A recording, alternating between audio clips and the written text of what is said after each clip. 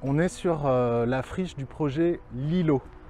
C'est une friche de 3,6 hectares qui a accueilli de l'activité industrielle pendant des décennies d'entreposage de matériaux et qui est née de l'apport de terres de remblai issues de la fabrication de la ville en Île-de-France. Résultat, on a des terres de qualité plus que médiocre parce que hyper polluées aux métaux lourds. On se rapproche des zones de culture de fleurs avec une serre de 1800 m² qui fait de nous le plus gros producteur de fleurs du Grand Paris. C'est facile, on n'est pas nombreux non plus.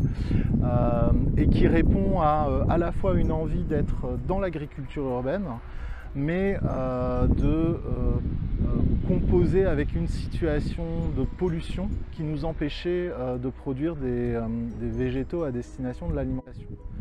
Et en partant des savoirs d'un salarié qui avait pendant 25 ans cultivé des fleurs dans son pays, on s'est dit qu'il y avait une urgence à re-questionner le commerce de la fleur par le fait de recommencer une production locale. En effet, aujourd'hui, 85% des fleurs vendues en France viennent du bout du monde, par avion, en ayant passé des jours dans des frigos et en ayant été cultivées en général dans des conditions sociales et environnementales très questionnables, avec de la présence de pesticides interdits en Europe dans les fleurs vendues.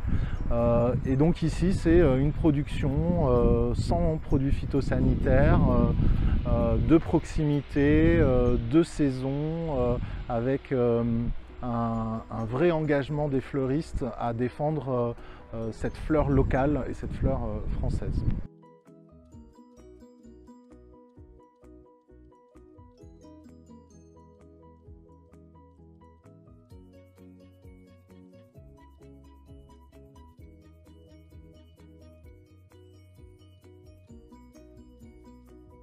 Je m'appelle Hanan, j'habite à Saint-Ouen et depuis 3 mois je suis avec les fleuristes horticulture. Ouais, j'aime beaucoup.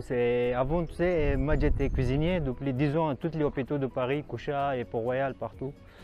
Et maintenant, quand j'ai fait les formations sur le faiseur de terre, j'aime beaucoup ce métier. Mais le reste de ma vie, j'aimerais bien travailler sur sol. Je savais le semis, comment le faire et tout. Bah, ici, c'est de A au Z, de semis jusqu'à couper, vendre. C'est pour ça aussi que j'aime bien l'expérience.